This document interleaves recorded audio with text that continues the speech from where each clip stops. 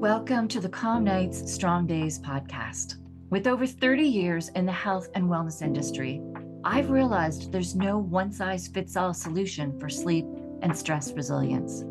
What affects one person's sleep and ability to handle stress is different for each of us. The stage of life you're in, work and home stressors, and more all affect how your body handles stress and your quality of life. Join me as we explore a variety of tools, strategies, and solutions I've employed with clients over the years in solo episodes, as well as insightful interviews and experts. Together, we'll unravel more pieces of the puzzle, empowering you on your journey to calm nights and strong days. So let's dive into today's episode.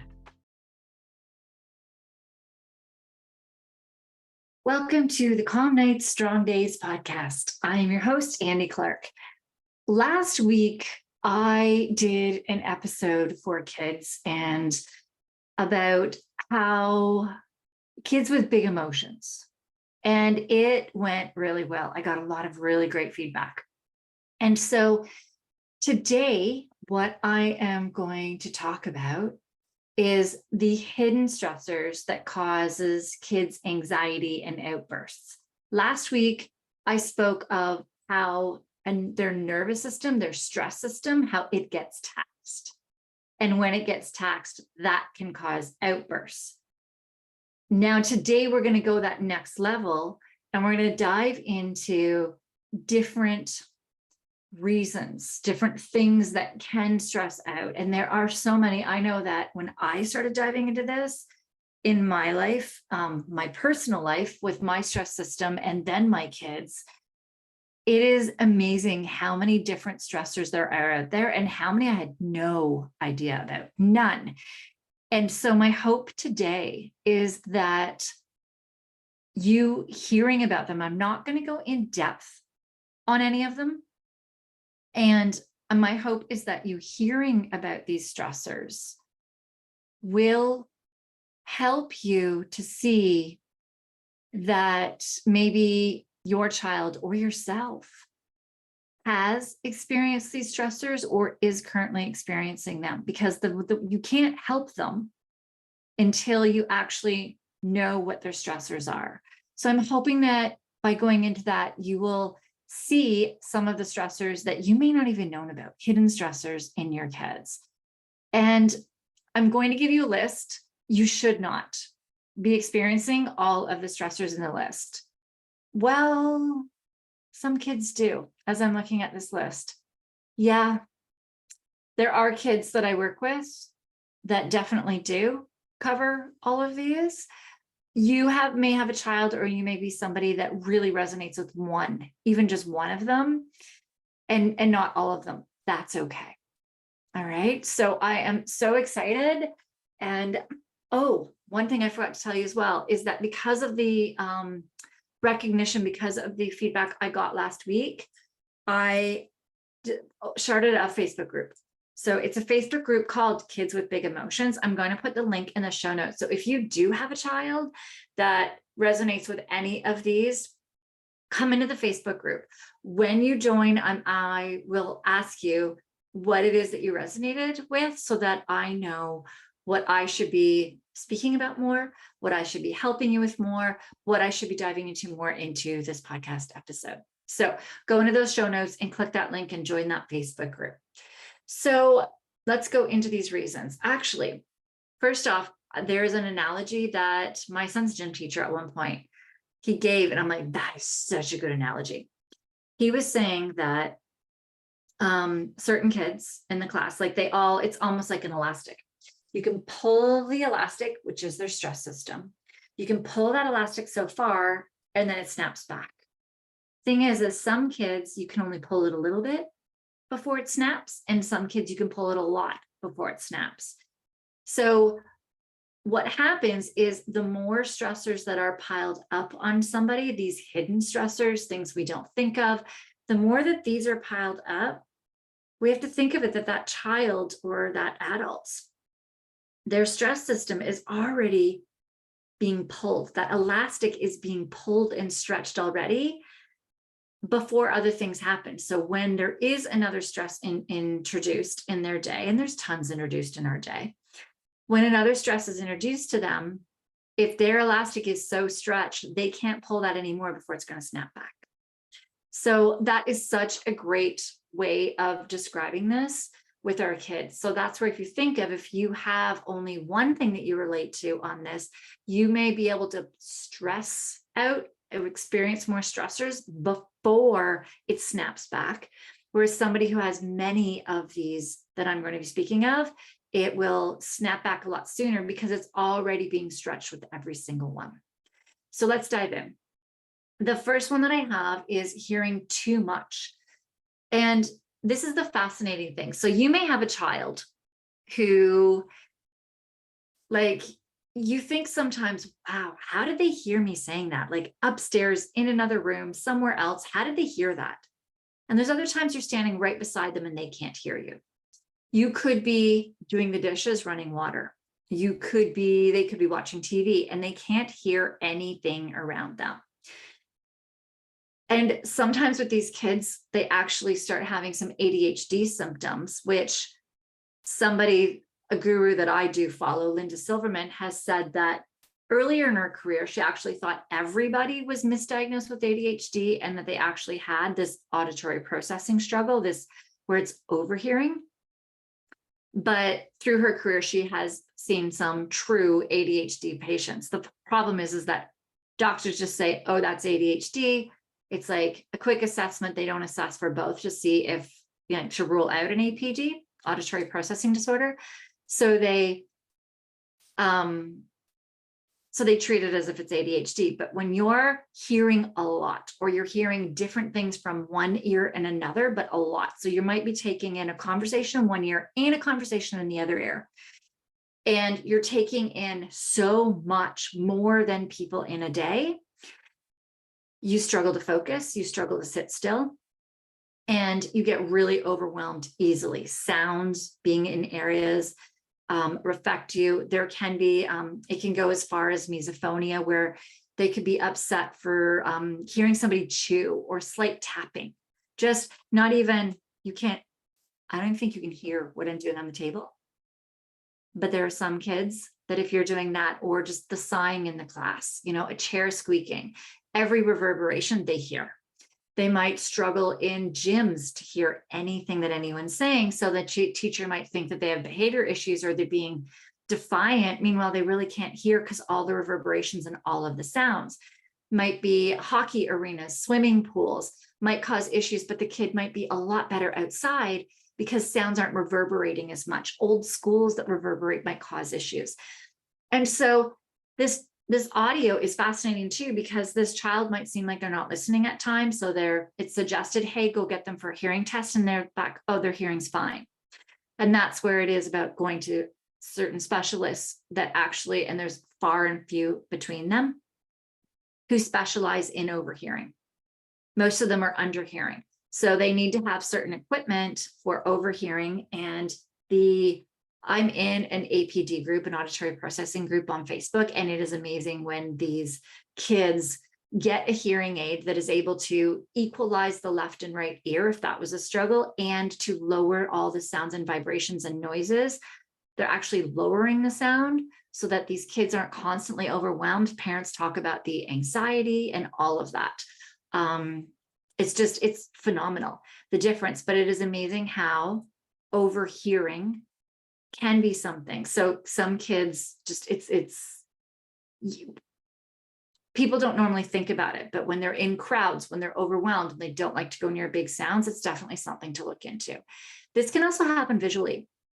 So it could be mixed with them having such a strong memory processing that they visually take in so much, that they auditorily or visually take in so much with their processing, that if a child is not, doesn't have the emotional, well, shoot, even as an adult, the amount that they can take in can be so much. Like a child can, like if I'm walking through the schoolyard, I'm only noticing what I'm looking at. Like I'm looking at one individual or one little, like some kids chasing a ball, but I don't even notice everything. But somebody who has that visual like really crazy memory processing, they see so much. They see almost everything that every kid is doing on that field, on that in the schoolyard.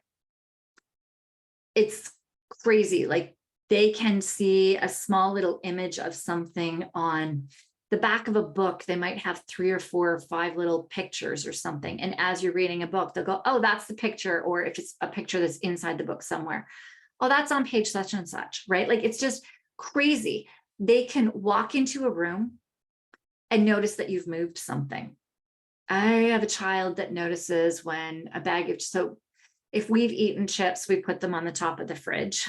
And if they go to bed and I eat the bag of chips, my son will come home downstairs in the morning and he'll just be walking in the kitchen and go, oh, who ate those chips?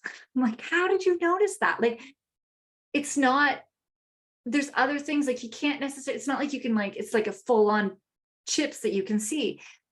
They notice when I change even the angle of my ponytail. Like, it's just fascinating and it blows me away, but it can be overwhelming.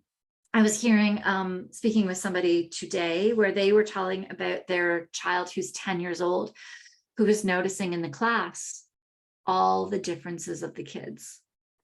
Some child was having bruises frequently and like they were being abused. Some child was not feeling any guilt at all and any remorse for anything. Another child was struggling with something else and they could notice these things and they told the teacher.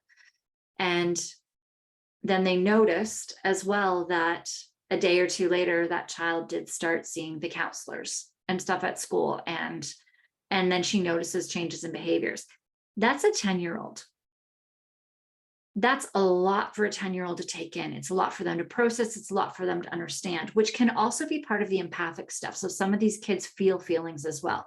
They feel them different. They see them different in how they take them in. Some of them just know how somebody's feeling. Some of them can actually physically feel the emotions. This child that I work with that when they stand beside this one boy who is really struggling, his parents have gone through a divorce and he's really struggling.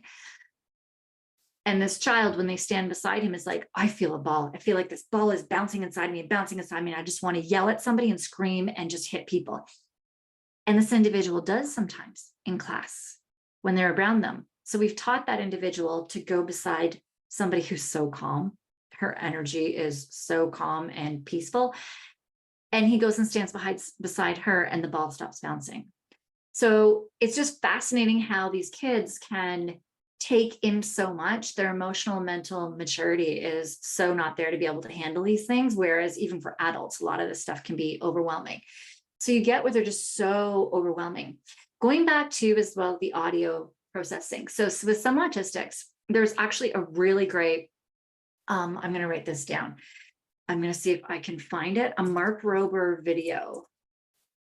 I'm going to put it in the show notes if I can. It's on his autistic son. And it actually shows what his son sees visually, what he can see, what he's experiencing. And so it's basically where autistics, he said, autistics don't necessarily look you in the eyes, in your face when they're talking, because there's so much stimulation. Like they see everything. They see every movement of your face, every hair on your, like on your face, on your head, like the colors, all the colors, all the everything. And it can be so overwhelming that it takes time for them to be able to look at you.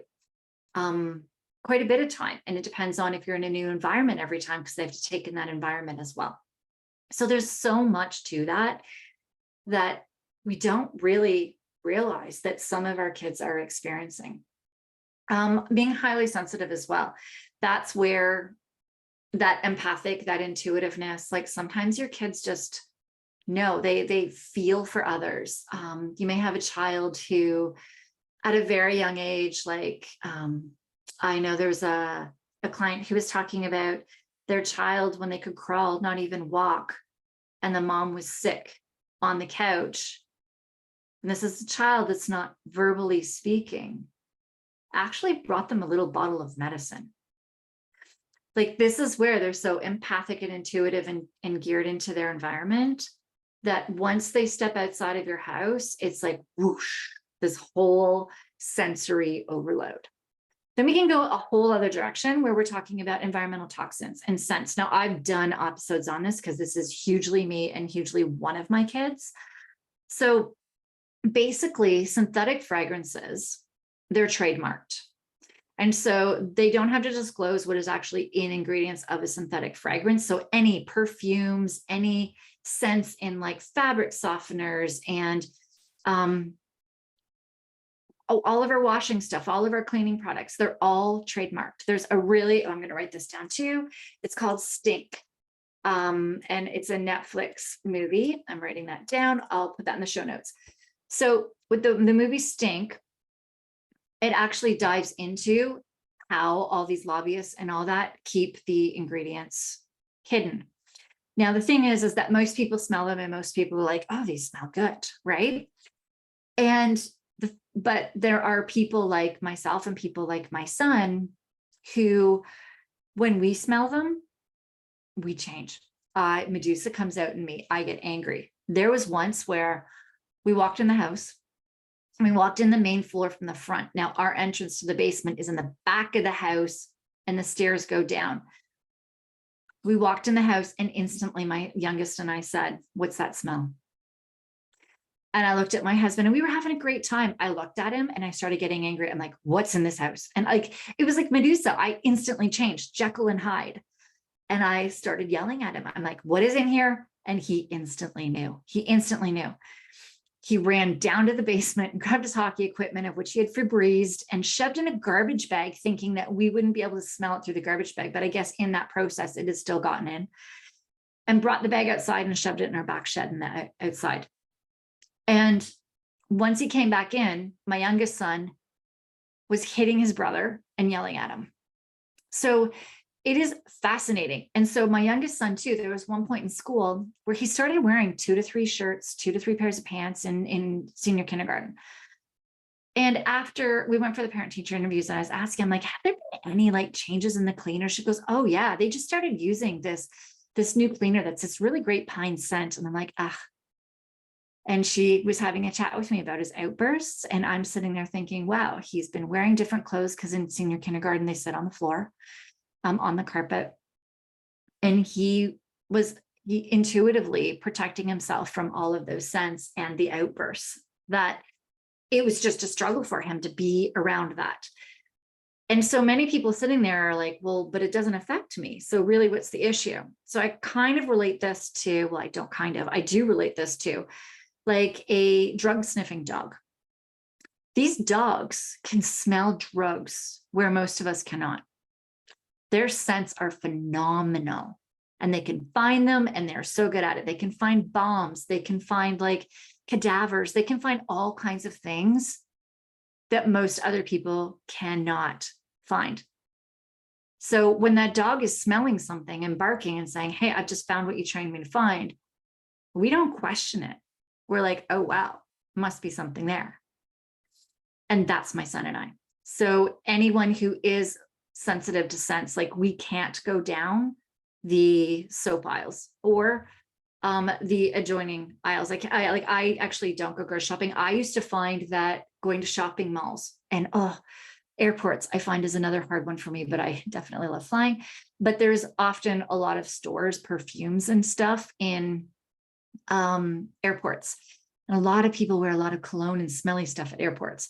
So I find that there, I know I'm really going to take a hit to my stress system. I know that my kids are. And I don't even go in Canada here, we have all closed shopping malls. And I wondered for the longest time, why am I okay?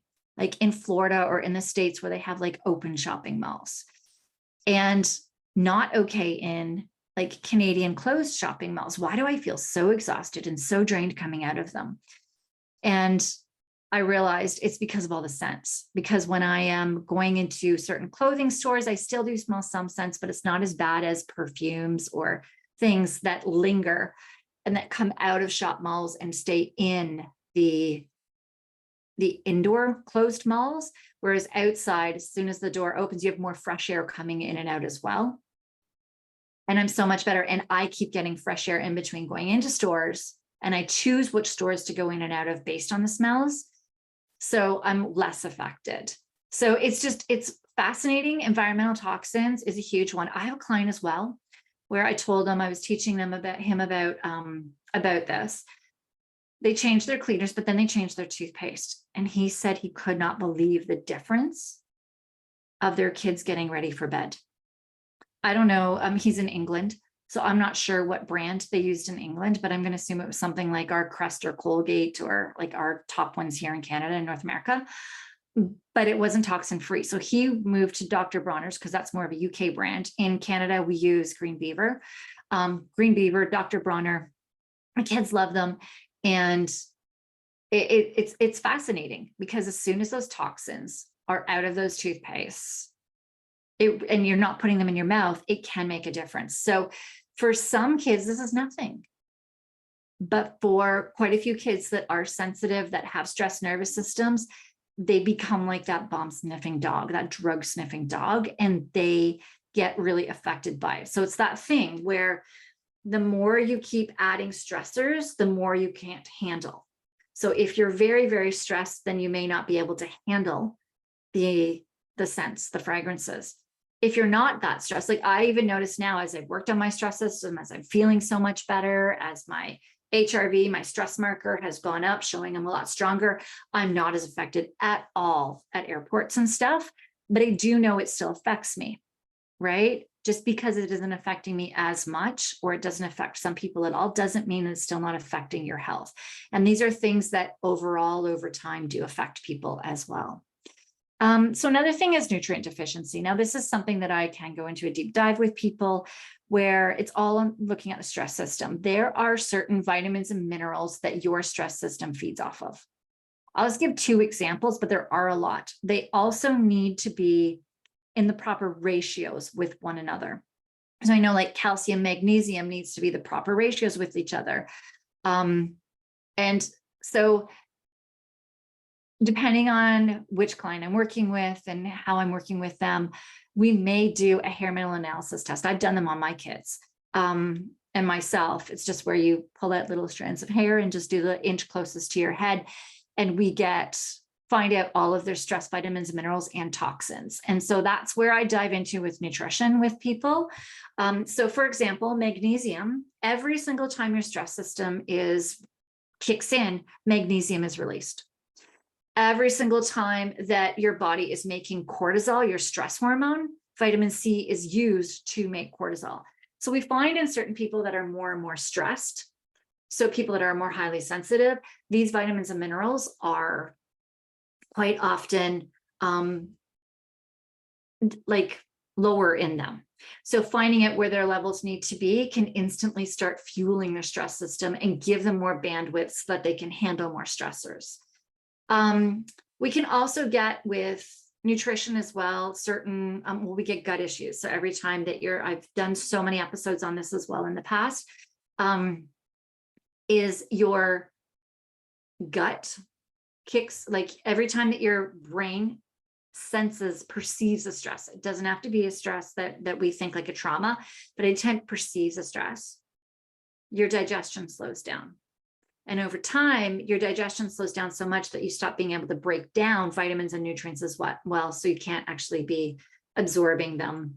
And there's a lot of other things that can go on with your gut. I definitely have other gut gut episodes that I do have on this podcast, diving deep into that. So that is a big one, but we need to decrease the perceived stressors before we can really heal the gut.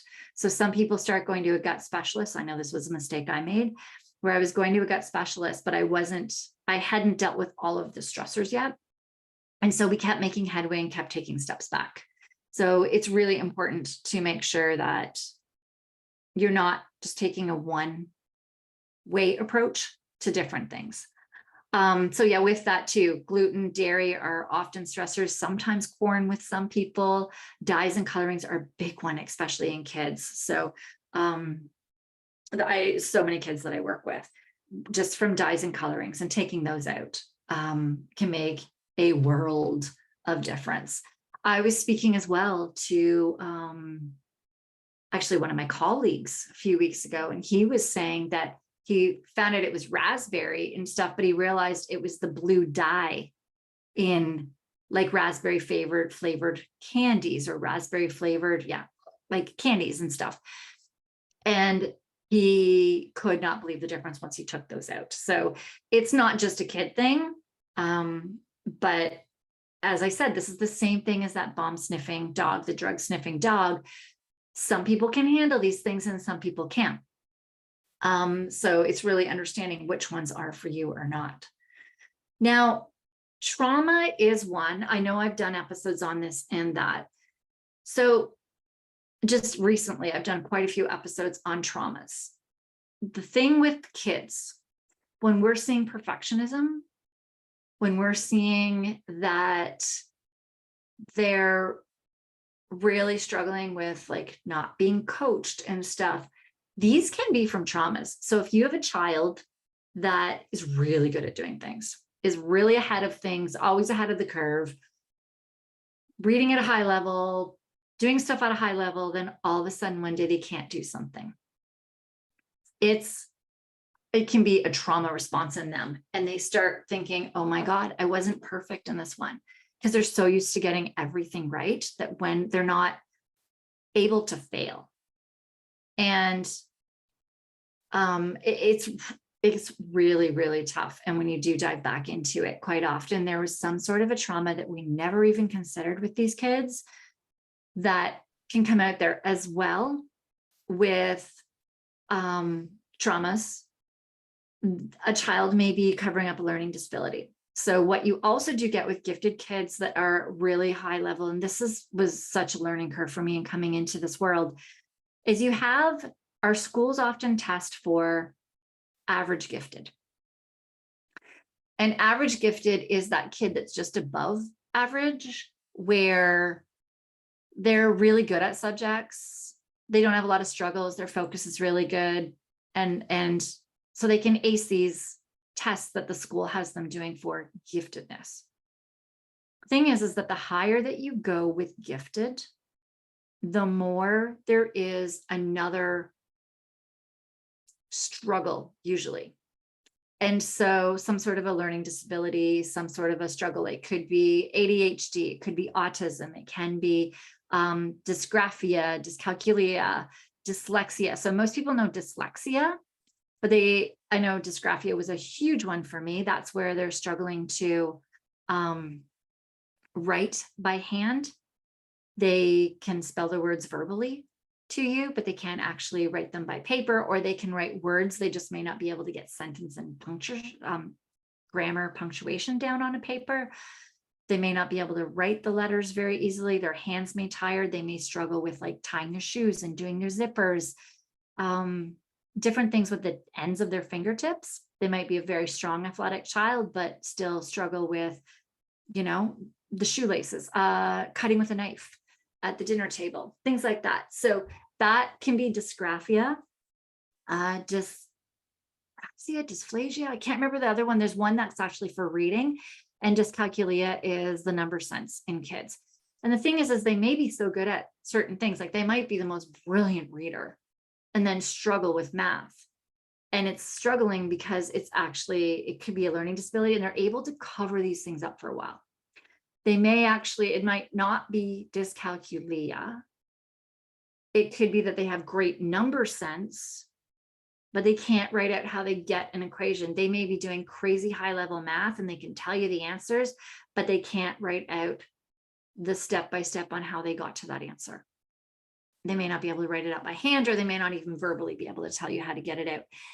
And so these kids, for the longest time when they're young, we're like usually quizzing them verbally on how to do things. And all of a sudden, when they have to write it down in class, they can't, and they're a failure. And those can cause traumas. They can really affect a child. So understanding all about that, and then you get into the executive functioning struggles as well, where it could be the executive functioning that as they're asked more to do more things, and they're trying to do more things, that they just start falling apart and they can't follow them and they can't do them. Or their brain thinks a bit different. The brain needs questions asked instead of written, taking them in. where things that they were so good at now seem to be a struggle. So covering those up goes into the trauma category as well, and also causes a whole bunch of stress. And I know I had a client as well that in class, they had dysgraphia, and in class, I mean, they're reading these huge chapter books that were grades ahead. The teacher said, this kid is smarter than I am. Like, I honestly don't know what to do with them. This child, though, was having outbursts in class, also was not, anytime there was anything to be written, they did the bare minimum, like even under that. And the teacher would say, like, come on, like, you need to write more, like write 3 or 4 more sentences. And they'd be like, no, I'm not doing it. That's it. Like, no yelling, screaming. They would just look at the teacher and go, no, I'm not going to do that. And they only realized later that the kid couldn't do it.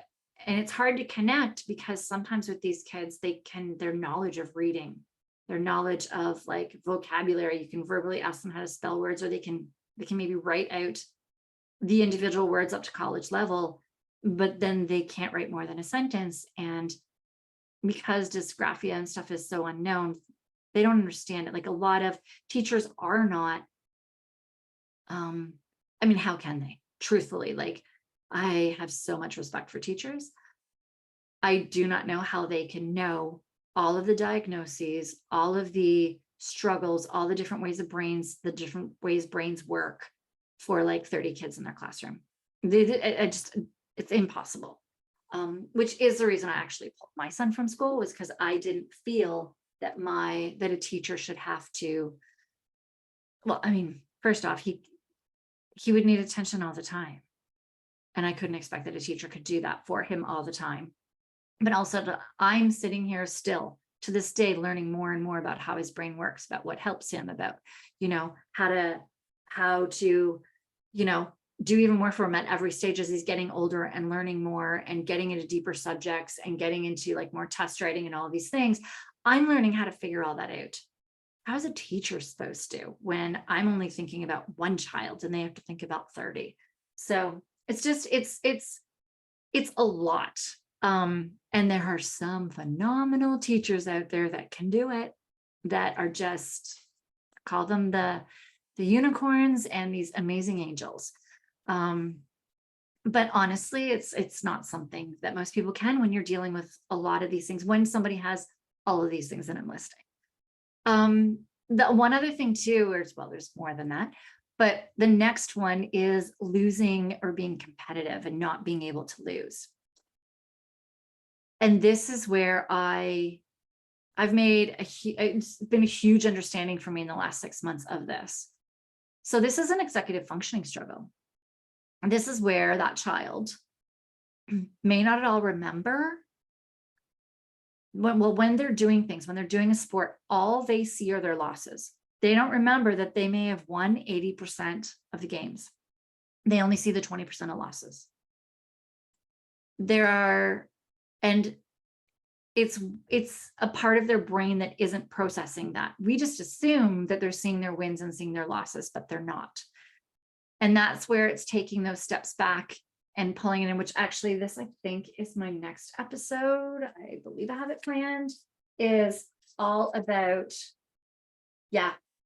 co-regulation.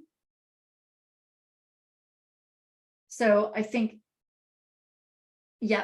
so that's, I think, what I'm doing my next podcast episode on. So I'm not going to dive too much into that right now, but really understanding losing, competitiveness, how they don't see it the way we see it.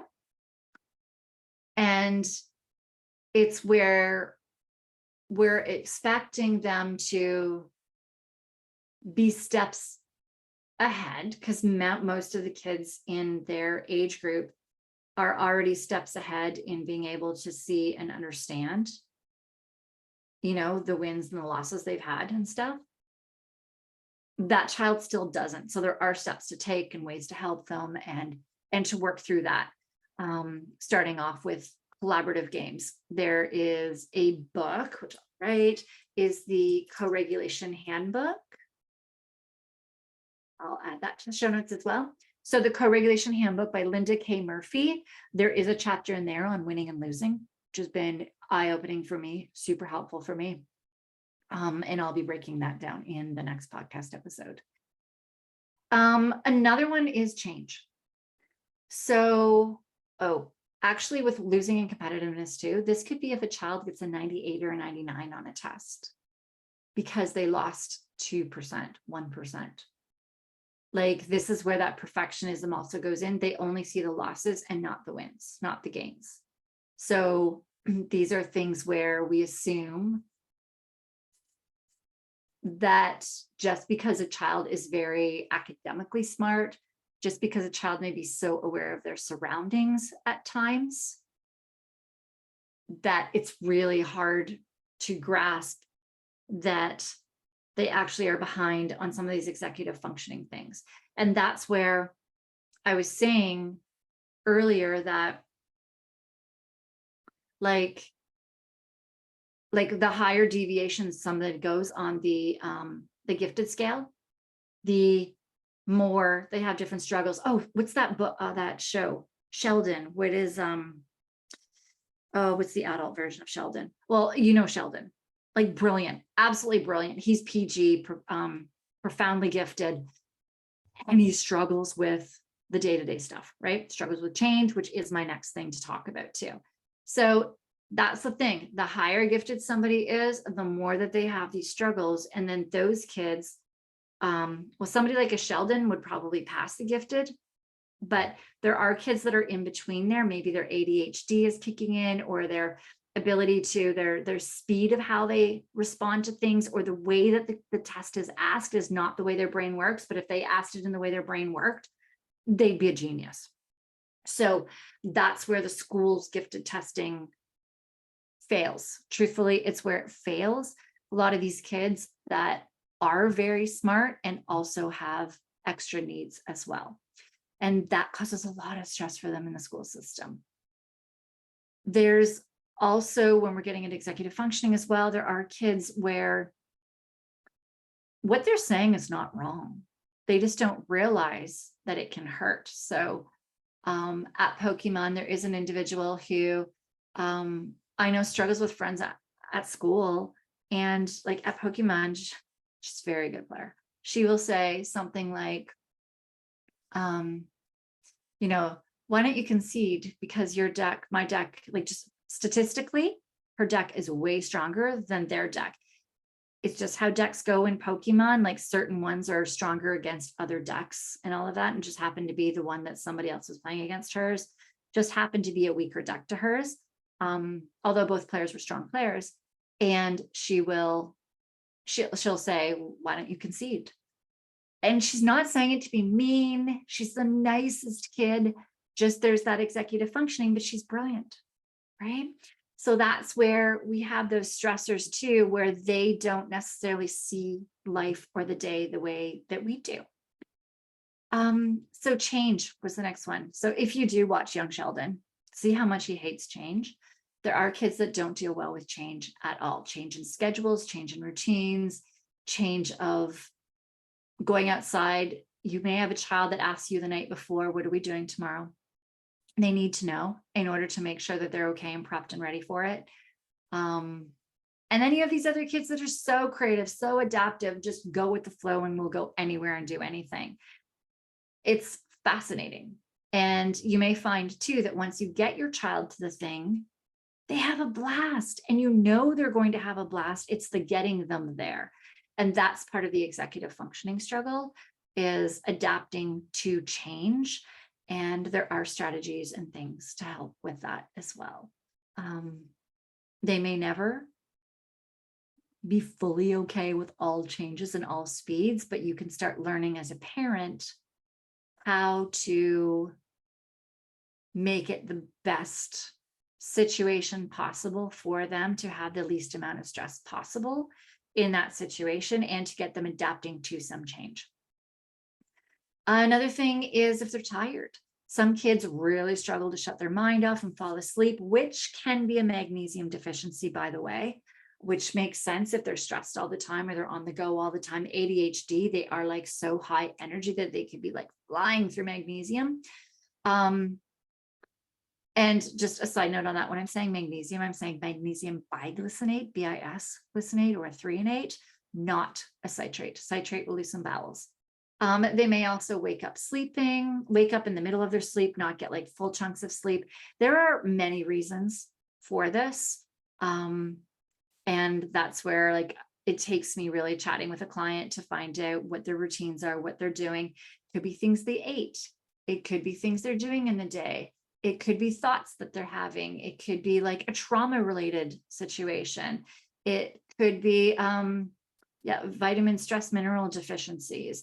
It could be blood sugar dysregulation. Like it could be so many different things. So it takes me a bit to really dive into that with somebody to find out if they're, what they are doing for sleep.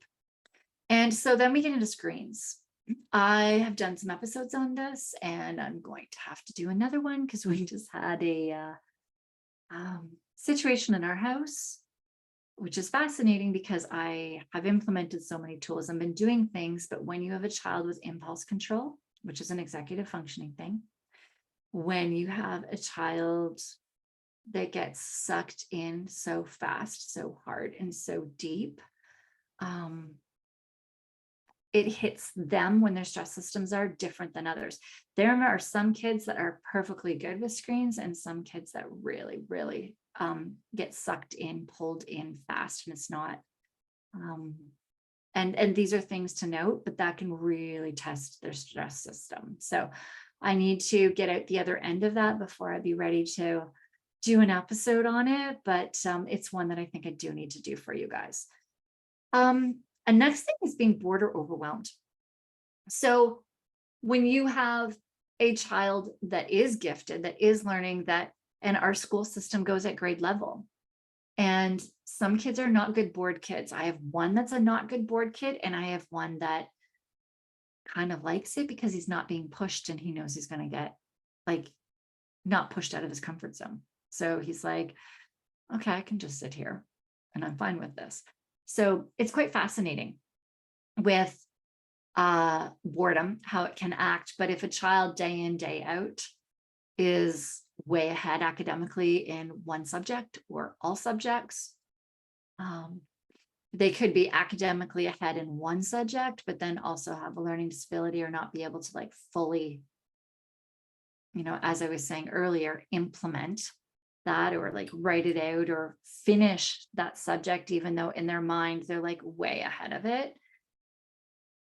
They get so bored. Like, there was one guy on the internet once that just tried to do nothing for, I think, 24 hours to kind of show what it's like for a gifted child who is not being stimulated at all in school.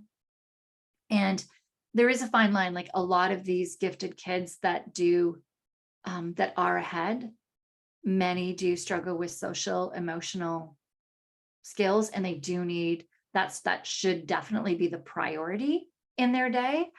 But if they're absolutely having to sit through lesson after lesson after lesson of subjects that are like so boring for them, it can start causing behavioral issues. It can start causing those outbursts, causing anxiety in them, not wanting to go back if they're not being stimulated. Same thing with the overwhelm. If it is a child who is struggling with subjects, who has a learning disability, or even the gifted with the learning disability in there, and they're overwhelmed with a subject all of a sudden, that can make the anxiety and the outbursts like even worse. I have next covering up a learning disability, which I already covered. I did also cover an HSP, a highly sensitive person, where somebody seems very sensitive. They may also be sensitive to touch, to tags in their clothes. I have one child that totally dresses for comfort. It has to be comfortable. You can't feel seams. You can't feel like the printing on shirts, can't feel any of that. You don't want to feel tags. You don't want to like all of that. And that can be part of being highly sensitive as well. There's a book, that down, Highly Sensitive Child, by Elaine Aron, Aaron. Elaine is Elaine. I think it's Dr. Elaine Aron. Reading that book, I listened to it on audiobook and my kids were around. And it was fascinating because they'd be eating breakfast and sometimes I'd be listening, I'd be like, hey, I do that. Hey, that's me. And I know I like the child one. I didn't actually like the adult one of that book, The Highly Sensitive Child, or Your Highly Sensitive Child, I think. I'll put it in the show notes. That book was very fascinating in seeing them, but I love the child one because if you're highly sensitive, you have been since a child, and you'll start seeing things that you've always done and you're like, wow, this explains a lot. It also, once you understand it, it actually helps bring some of the stress off because you feel like you're really different, feel like you may not fit in because of all the things that you feel and see around you, or the way that you see or feel things around you is different when you're highly sensitive. Thing is that highly sensitive kids are the ones that are going to change the world. They're the ones that are going to make a stance. And yeah, it's just, it's amazing once they actually learn about it and learn about it as being a superpower. And the last thing that I do have for today, although there are more, I had to stop my list of giving you these hidden stressors. The next one is not enough or too much mental stimulation, which I did talk about being bored or overwhelmed. And that can be with anything. So like a child definitely needs to be stimulated in order to love learning. Not too much though. If it's something that's too tough for them, they may not want to learn it. And if it's too little, they may not want to learn it. And they get bored and they just lose that oomph. They might start getting a little anxiety. They might either disconnect or they might start having outbursts. So making sure that there is enough mental stimulation around them as well. We do tons of audiobooks. We do all kinds of different podcasts that learn all kinds of things. DM me, email me if you want my podcast list. There's so many of them. There's meditation ones, there's stories, there's science, there's, Greeking Out is phenomenal for Greek mythology. And now they're getting into all kinds of other mythology. There's so many different podcasts, even some adult podcasts my kids love. How I Built This is all about businesses and entrepreneurs. And they talk about the trials and tribulations and how they failed until they made it, which has shown my son about failure.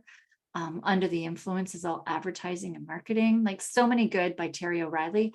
There's so many great podcasts. If you want my list, let me know, but we do so many things to stimulate the brain in so many different ways, getting outside and doing things, playing board games, getting them to help cook, prepare meals, doing things around the house. So many different ways to start teaching and helping these kids to keep them mentally stimulated in ways that help to start inspiring them and where they can get these ideas that will change the world. It's just absolutely amazing. All right. That was a pretty good list of nervous system things that can actually set off a kid's nervous system, and they're kind of hidden, that can cause kids anxiety and outbursts. I'm just going to go through the list really quick for you again. So we have hearing too much auditorily, that's an auditory processing struggle. Visual, taking in too much visually. Memory processing, either too much memory processing or memory processing struggles. Quite a few kids of different processing levels. Toxins, environmental toxins with the sense, nutrient deficiencies, gut issues, executive functioning struggles, traumas, perfectionism, losing competitiveness, change, sleep in one sense or another, screens, bored, overwhelm, covering up learning disability, being highly sensitive, empathic, intuitive, and having not enough or too much mental stimulation. All right. Thank you for listening. Hopefully you have gotten something out of this. Hopefully, I'm really curious to hear. If you could let me know, either email me, support, my email's in the show notes, support@andyclark.com. It goes right to me. And let me know which of these spoke well to you, maybe for you and or your kids. And let me know how it went for you. And hopefully this has helped you see different ways that you can maybe start helping your kids manage the stress system, to start understanding them a little bit better. If there's any that you want me to dive into more here, let me know, and I will create podcast episodes on that. Again, we do have the Facebook group that I've just created, Kids with Big Emotions. That's where you can always chat with me and come in there as well. And I'm hoping for it to get to be more parents that have kids with big emotions, so I can start learning more about what it is that you want. You can have that community as well that will excite you, the community that helps you feel like or see that you are not alone.